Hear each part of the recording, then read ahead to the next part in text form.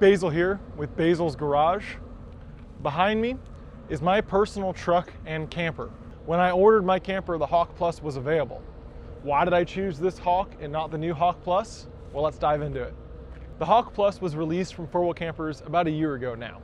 It's an updated version on this classic Hawk flatbed camper. The new Hawk Plus is 10 inches longer. That allows 4-wheel to increase the water storage capacity from 20 to 40 gallons, give you more battery storage available, gray water tanks, a side access door, and a few other key features that make it a little bit different and just generally updated compared to this Hawk. To start, I was limited by my chassis. With this 4-door short bed truck, the Hawk Plus wouldn't have worked with how I wanted to build it. This front garage was too valuable to me and my family to not be able to do. So on a 4-door short bed truck, because that Hawk Plus is 10 inches longer, I had to choose. Either go with the smaller camper and have a front garage, or go with a bigger camper, and I wouldn't have been able to get this massive storage compartment from Summit Expedition trucks. With this chassis, if I did want to do a Hawk Plus, this box would pretty much get deleted. The camper would go all the way to the back of the cab. And like I said before, this thing's just too valuable. And yes, you could put a Hawk Plus on here and keep the garage, but then imagine this camper being 10 inches longer, your flatbed coming out 10 inches further. It would put a lot of that weight out behind the rear of the axle of the truck, and that's just not the correct way to build it, and it's not gonna ride as nice off-road in the end. Yes, you could do this on a long bed truck with the Hawk Plus. So if this were a 4-door long bed truck, I'd be able to have the front box and the Hawk Plus.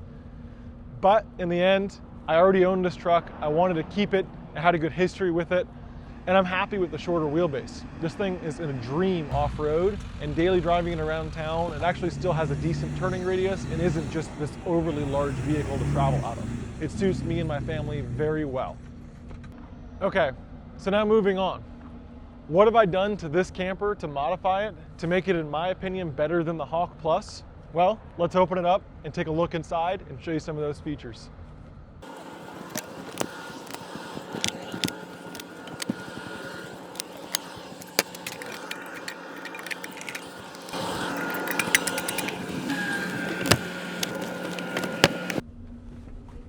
So the first big thing that we had to figure out was water storage.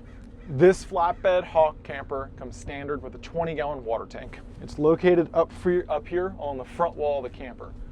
Like I said earlier, that new Hawk Plus comes with 40 gallons. With how me and my family travel down in Baja and how much time we spend parked at one point down there surfing that single spot, we needed more water storage capacity. There's not an easy way to fit any more water within the cabinetry inside of the camper without either losing a ton of storage or ripping out some of the appliances.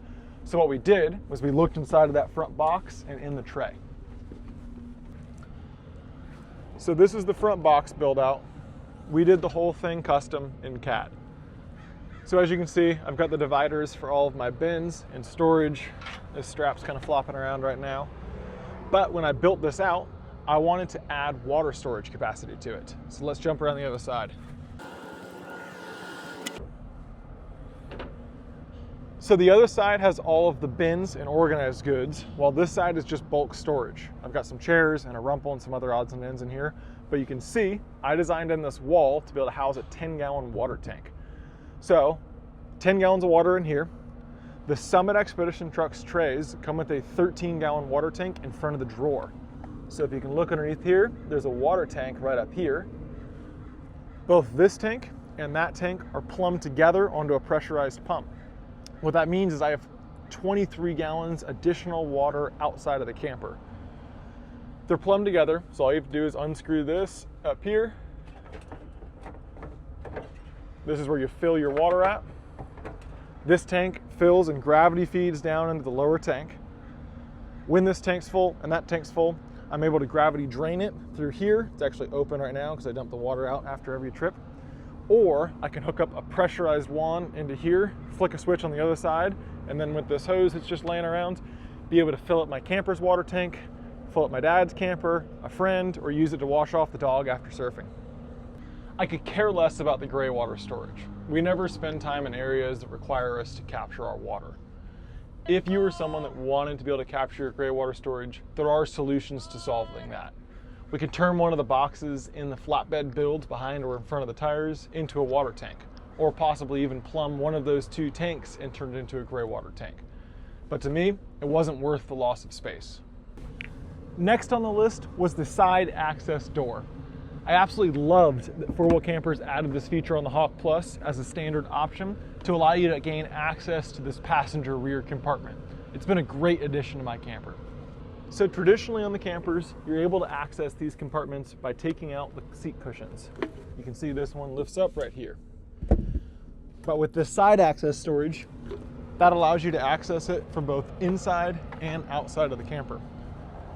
So I found a supplier that made a nice aluminum doors. It allows me to gain storage and access through here and go inside the camper. The Hawk Plus is also available with a larger charging system. The standard Hawk, which is the one I'm sitting in right now, only comes with a Manager 30 as the highest trim power system from 4-wheel campers at the factory. While that is a great charger, if you option the 3-battery power system, that has over a 16-hour charge time from 0 to full, which is way more than you can do in an average day's driving. So with that, it's really hard to get your batteries back to full if you're pulling them down every day. We like to think of the DC to DC chargers in these campers as the main source of charge, and solar is supplemental. So yes, solar is going to help you stay parked well longer, but this DC to DC charger down here is what really charges your camper's battery system. The Hawk Plus can be optioned with the Alpha 75 charger, which charges at 75 amps versus the 30. This significantly cuts down on the charge time of your camper and is a great option if you're looking at the Hawk Plus camper. We took it to the next level on this camper. We installed the Alpha 100, which is this 100 amp DC to DC charger down here. That cuts down the charge time even further to being just under a 4.5 hour charge time from 0 to full. It's still managed through the full Redarc system. So like you can see on this screen over here, you have full control. You can turn everything on and off, monitor your real-time data, as well as water tanks. We snuck that charger into the factory location. To do that, we did have to upgrade the wiring, but that plays into the next thing we did to this camper, but it fits this spot perfectly and didn't take up any additional storage. So on the Hawk Plus camper, you do have that 10 inches of additional space. A little bit goes into the dinette, a little bit goes into the floor, and then some of it goes into the front. If you look at this clip of the interior of the Hawk Plus, you'll notice that the whole front wall of the camper is now cabinetry, and they've rearranged some of it to be able to fit more batteries. You can actually do up to, I believe it's 4 or 5 lithium batteries in the new Hawk Plus, which is an insane amount of battery storage, and it's a really awesome option if you do need that. On both the Hawk and the Hawk Plus, your batteries are located in this front cabinetry zone. On my Hawk camper, they're located inside of this cabinet here. 4-wheel camper does that from the factory because it is better weight distribution. You are getting that weight of the batteries forward of the axle and as far forwards in the camper as possible. Same with the water tank. It's great placement. In my opinion, this cabinet is more valuable to me as storage than battery storage. So what we did was we relocated the batteries out of this cabinet into the driver's side rear dinette, and it's been working out fantastic for us. So we moved the batteries to a much harder to get to location, this driver's side rear cabinet. This spot isn't the easiest to get to. It's not hard by any means, but as a convenience standpoint, it's definitely one of the least convenient storage options. So, as you can see, our batteries are down here. Move this bag out of the way. We've got our 3 Expion batteries located down here, as well as our 2000 watt inverter. This allows us to free up this front cabinet space. So if we open this up, it's now a pantry. We keep all of our foods in here. Our dry foods, pastas, oils, all of that stuff lives up here, and it's very accessible. While this is a huge empty void, if you don't relocate the batteries, it still has some usable space. You can see we keep our bedding in here. We built an aluminum dividing wall that divides the space into an electronics and battery storage, as well as some medical supplies live down in here, and then all of our bedding goes back here. You could totally put whatever else you wanted to into this rear storage, but this has been working out well for us. When we drop the top, we yank the pillows off, yank all the blankets, and stuff them down in this hole, and then forget about it and leave them in there.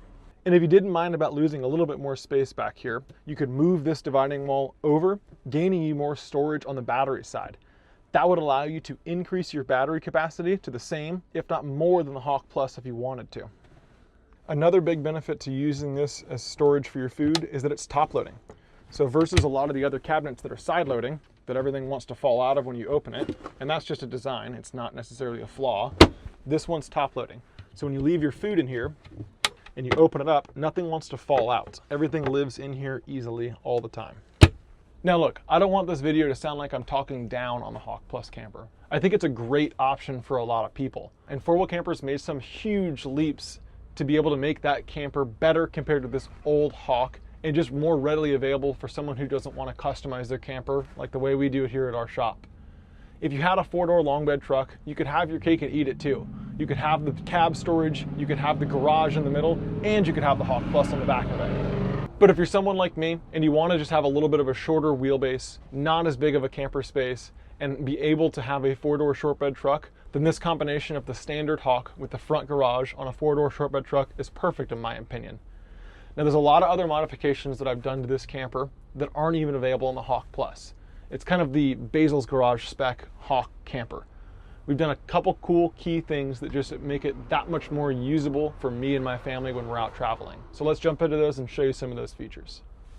So from the factory on the 4-wheel camper, you do get USB, USB-C ports over here right by the door. There's an on and off switch, super easy to use.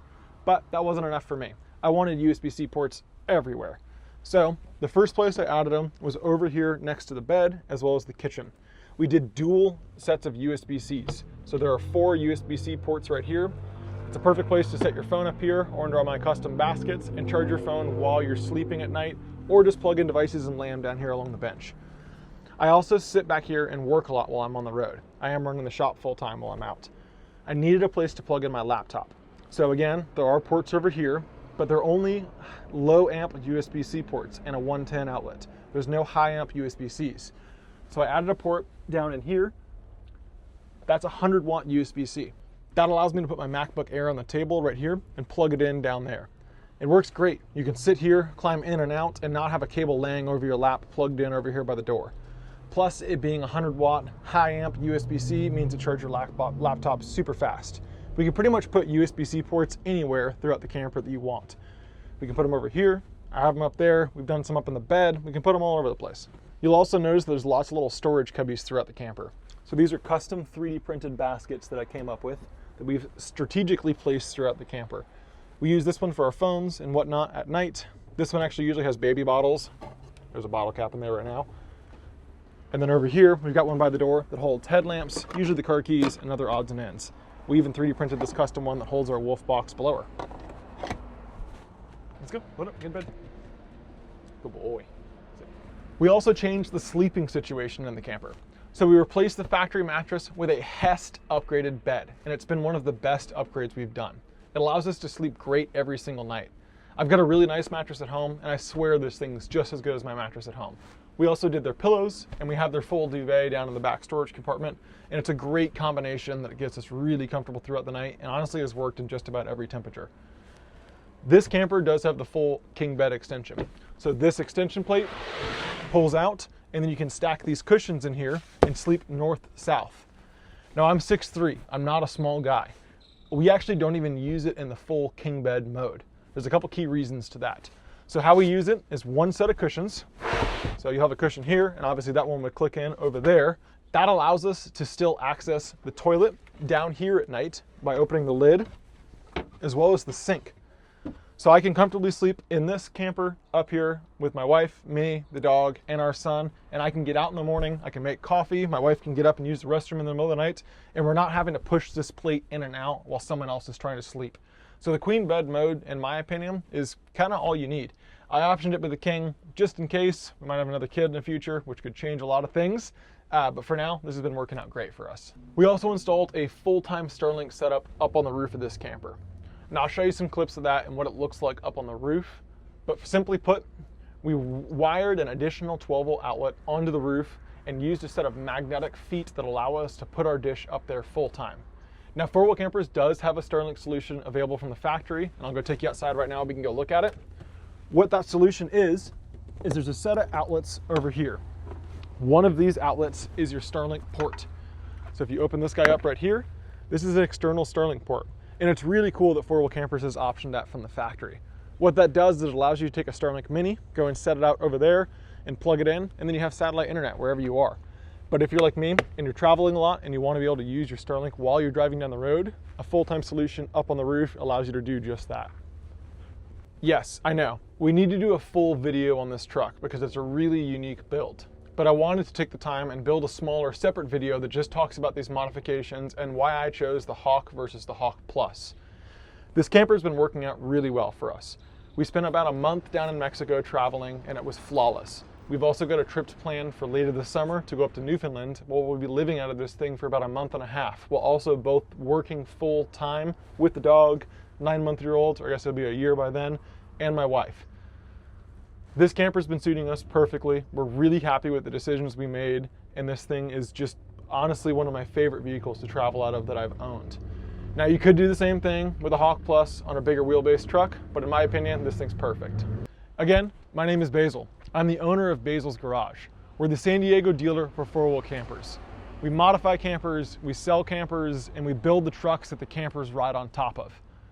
We're here to help people build their dream vehicles, myself included. This is honestly a dream truck of mine. We can build you one just like it, or we can change it and modify it exactly how you want to and build your dream vehicle. Let us know. We're happy to help.